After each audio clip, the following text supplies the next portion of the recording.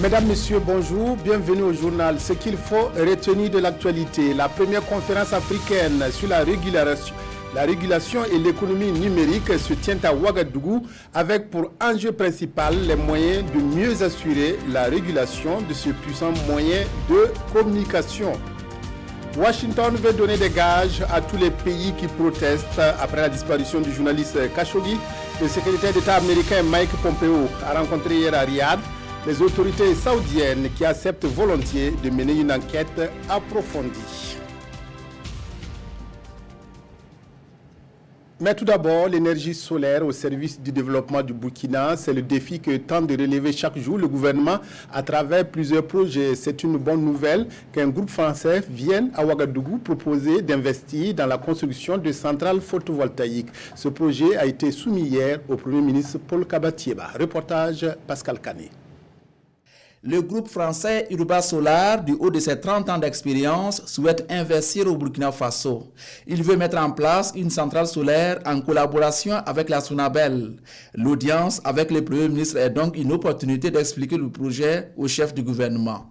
Nous avons parlé de l'impact du photovoltaïque, du solaire, de l'électricité solaire sur le secteur électrique du Burkina, l'électricité solaire pouvant maintenant apporter des perspectives très intéressantes avec un prix de l'électricité moins élevé et avec une fiabilité de service. Donc l'électricité solaire au Burkina, ça nous semble être un élément essentiel pour améliorer le service électrique du pays.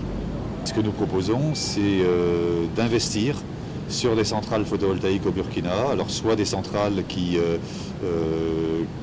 sont de l'ordre, qui sont notre propriété, soit des centrales qui sont développées éventuellement en collaboration avec d'autres acteurs tels que la Sonabel, et ce, afin de permettre la production d'électricité photovoltaïque sur le réseau national.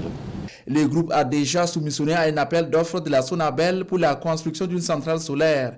Si tout va bien, la centrale du groupe sera disponible dans une année, confie le président du groupe.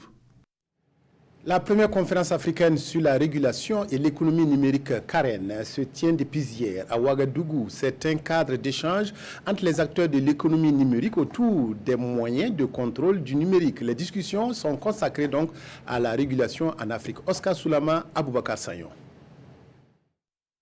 Connectés, se participant à la première conférence africaine sur la régulation et l'économie numérique, pianote sur l'écran de sa tablette pour prendre des notes. Aujourd'hui, plus de 2 milliards de personnes dans le monde sont actives sur les réseaux sociaux et l'innovation numérique a incontestablement transformé les manières de produire, d'échanger et de consommer. Cette conférence se veut donc une plateforme d'échange d'expériences entre pays africains. L'enjeu est d'inventer les canaux qui permettront de promouvoir l'usage du numérique pour relever les défis de développement. Les ambitions des plus hautes autorités aujourd'hui, c'est d'aller vers le tout numérique. Donc le défi, c'est d'arriver à canaliser, à baliser pour que ces technologies soient vraiment utiles. Donc il est important de mettre des stratégies, de mettre des textes, de mettre des outils en place pour canaliser, pour baliser, de telle sorte que l'évolution technologique puisse réellement servir et puisse nuire le moins possible au développement socio-économique. Le monde académique et la société civile sont associés à ces réflexions qui portent sur des thématiques comme les enjeux et risques de la numérisation de l'économie et de la société, l'essor du commerce électronique et la contribution du numérique au développement. L'économie numérique aujourd'hui permet de résoudre énormément de choses, on l'a vu avec le paiement mobile. Et donc dans tous les domaines comme celui de la finance, mais également dans tous les autres domaines, il s'agit de trouver les innovations qui vont permettre à cette économie numérique d'apporter aux populations, aux citoyens, les solutions qui vont leur favoriser l'existence. Les conclusions de cette conférence serviront de base pour la construction d'une économie numérique adaptée aux réalités africaines. Apollinaire Compaoré est le seul candidat au poste de président du patronat burkinabé. Le Conseil national du patronat burkinabé est une structure syndicale destinée à défendre les intérêts des patrons des entreprises. Le futur patron des patrons a organisé hier une conférence de presse pour évoquer sa candidature qui a fait l'objet d'un large consensus. Oumar Zombré, précision. Le fauteuil du président du Conseil national du patronat du Burkina est à prendre et Apollinaire Compaoré, PDG de Planor Afrique, est à sa conquête. Seul chef d'entreprise en liste pour ce poste, sa candidature a fait l'objet d'un consensus. Il y a eu un consensus. Les gens sont unanimes quand même que j'ai une petite expérience, une petite longueur qu'il permet, c'est pourquoi on n'a pas de consensus sur moi. Le futur président du patronat burkinabé, sauf grande surprise, appelle les chefs d'entreprise à s'engager avec lui afin de mieux défendre leurs intérêts. Moi, je demanderai que tout le monde s'intéresse parce que c'est le développement de tous les entrepreneurs. Cette organisation fêtière des employeurs du Burkina a été créée en 1974. Son objectif est de défendre les intérêts des patrons d'entreprise au Burkina Faso. Un programme de promotion du civisme, de prévention et de gestion des conflits dans la région du Nord sera bientôt mis en œuvre grâce au National Democratic Institute et le NDI. Ce programme a été expliqué à Waïguia, aux forces vives de la région, au cours d'une conférence publique. Issoufou Kabore Moussaki, reportage. C'est une conférence publique qui dépeint ici la situation de l'incivisme dans la région du Nord. Le phénomène prend de l'ampleur, soulignent les organisateurs de la conférence, et NDI, National Democratic Institute, se met au premier rang pour trouver des solutions à ce problème. Ce programme vise à promouvoir des valeurs et des principes démocratiques et à sensibiliser le public à l'engagement citoyen constructif, à la prévention et aux mécanismes de résolution pacifique des conflits. Il couvrira les localités urbaines et rurales des régions de Bobo, Dulasso, Koudougou, Fada, Waïguia et Doré. Le regard des acteurs est désormais tourné vers le centre civique qui est investi de la mission de mettre en œuvre le programme de promotion du civisme, de prévention et de gestion des conflits dans la région. En tant que bénéficiaires de ce programme, nous devons de nous l'approprier et devrait faciliter son implémentation, mais aussi redoubler d'efforts dans nos actes quotidiens de formation civique des populations de notre région. L'adhésion est totale et les responsables veulent aller vite et bien. Le public aura droit à un panel sur le thème incivisme routier dans la commune de Waïguia, état des lieux, causes, conséquences et rôle des acteurs. 21 formateurs s'apprêtent à parcourir les 4 provinces pour des séances de sensibilisation. La saison agricole se termine pour 2 millions de producteurs burkinabés, une campagne qui s'annonce prometteuse pour beaucoup d'entre eux, à l'image des producteurs de riz du bas-fond de Ségédé dans le centre-ouest.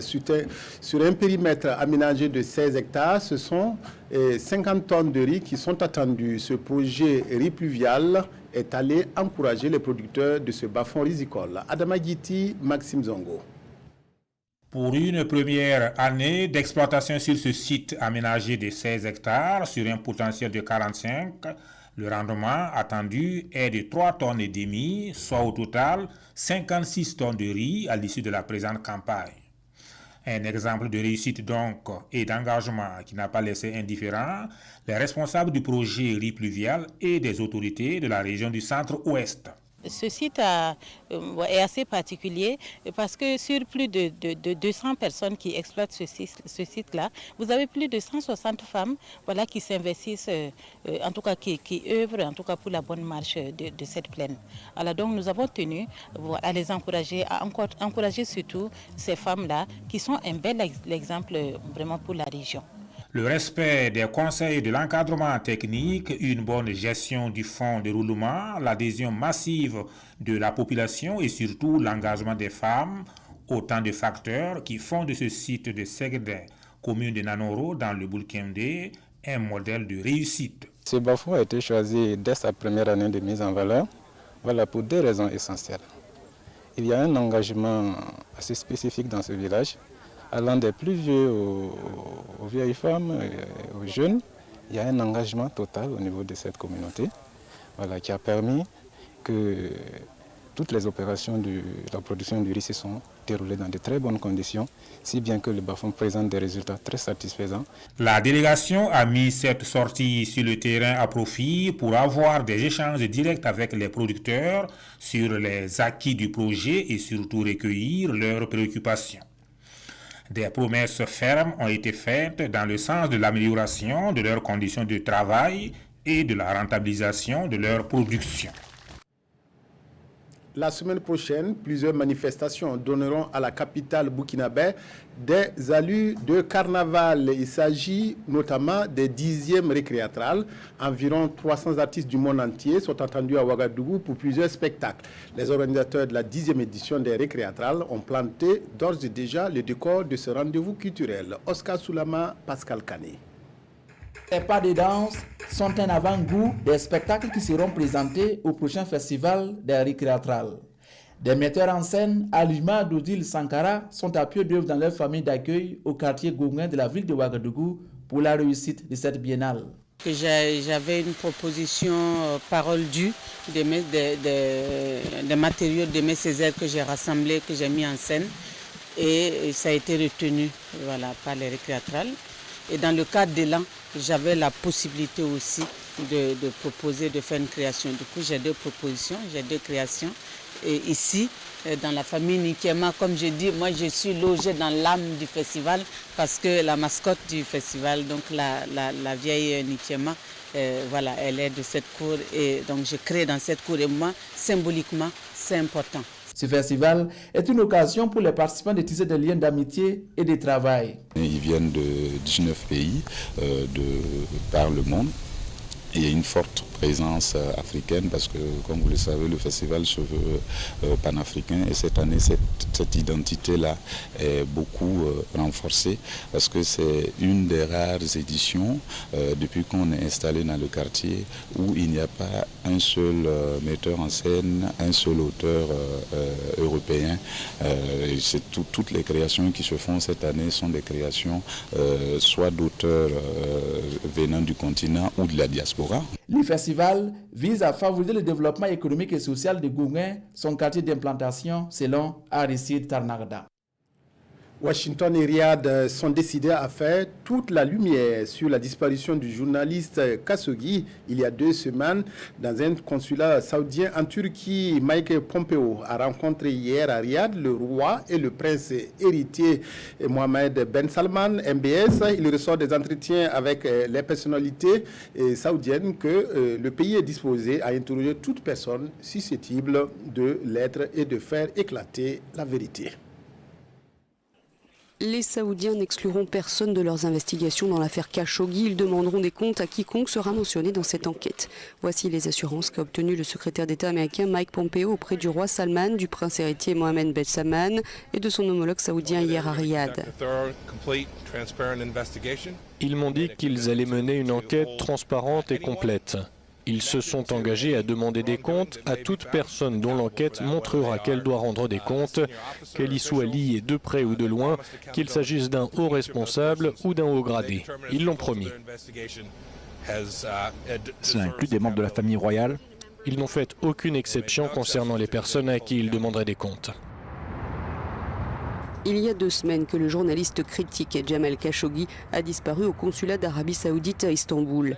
Les autorités saoudiennes sont soupçonnées de l'avoir fait assassiner. L'enquête menée par la Turquie va en ce sens. Le président Erdogan a rajouté hier que des produits et du matériel toxique avaient été dissimulés par des travaux de peinture fraîche, après les perquisitions menées ces 2 derniers jours par les enquêteurs turcs au consulat saoudien. Sport football, la 4e journée des éliminatoires de la CAN 2019 s'est disputée hier sur plusieurs terrains du continent. À Francistown, au Botswana, les étalons ont été tenus en échec par les Botswanais, 0 but partout. Une mauvaise opération pour l'équipe nationale burkinabé qui perd la première place du groupe. Kuala Nebié, Christelle Paré, reportage. Le Burkina évite le piège botswanais. Les retrouvailles zèbres et talons au Francistown Sport Complex ont été physiques, tendues et empreintes de frayeur. Dès la 38e minute, Banu Diawara, touché, est obligé de céder sa place à Cyril Bayala. Évacué à l'hôpital, il retrouvera ses coéquipiers à la fin. Les footballeurs, on marche avec les blessures. Dieu merci, ce n'est pas une fracture, c'est juste une entorse. Ce sont des zèbres métamorphosés et au grand complet qui se sont présentés pour cette deuxième manche de la double confrontation. Hervé Kofi Kwaku, mis à rude épreuve, se montre imperturbable. Les deux nations se tiennent à la pause, 0 but partout. À la reprise, Paulo Duarte fait rentrer Alain, puis P3 pas. Ni le coup de pied arrêté, encore moins les occasions de but ne font mouche comme à Ouagadougou.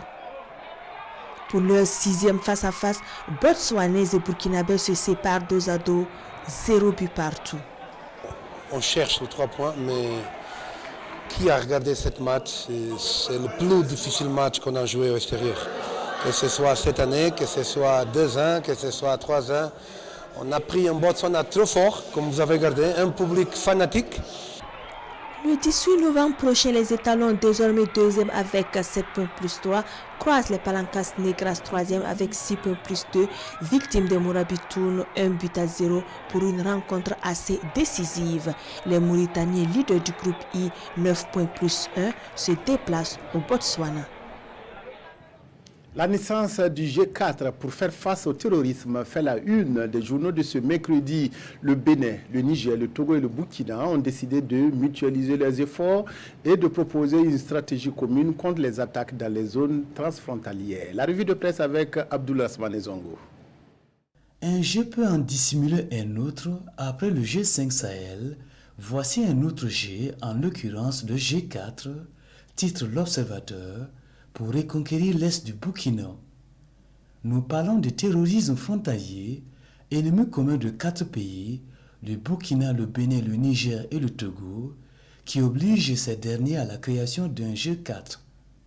Les attaques dans le nord du Burkina expliquent le monsieur Affaires étrangères du Burkina Faso, dans les colonnes des éditions Le Pays, se sont déportés maintenant à l'est, dans des zones frontalières, avec le Niger, le Togo et le Bénin, avec surtout un nouveau mode opératoire, les engins explosifs.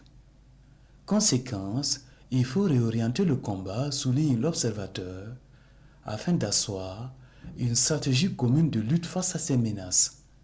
D'autant plus, relève aujourd'hui au Faso, en plus du lourd tribut humain, ces attaques plombent les ailes du tissu socio-économique de ces pays. C'est pourquoi, analyse Sidoya, le Burkina Faso et ses voisins, dans une synergie des énergies et expériences, donc dans une mutualisation des efforts, se concertent à Ouagadougou pour sécuriser leur territoire, les populations et les biens. Une concertation qui fait office d'expédition de guerre contre le terrorisme frontalier. À chacun sa guerre ou sa bataille, nous parlons santé actuellement. Les écoles privées de santé poussent comme des champions, sans respect des cahiers de charges, ni du contenu de formation requise, avec au finish une formation de bas étage. Ce ne sont pas mes propos, mais le cri de cœur d'une pionnière dans le domaine, relayé par l'Observateur, et qui demande à l'État d'assainir le domaine, car il y va de sa propre crédibilité, mais surtout de la santé des populations burkinabées. Fin de cette édition, merci de votre aimable attention à la RTB. Excellent après-midi à toutes et à tous.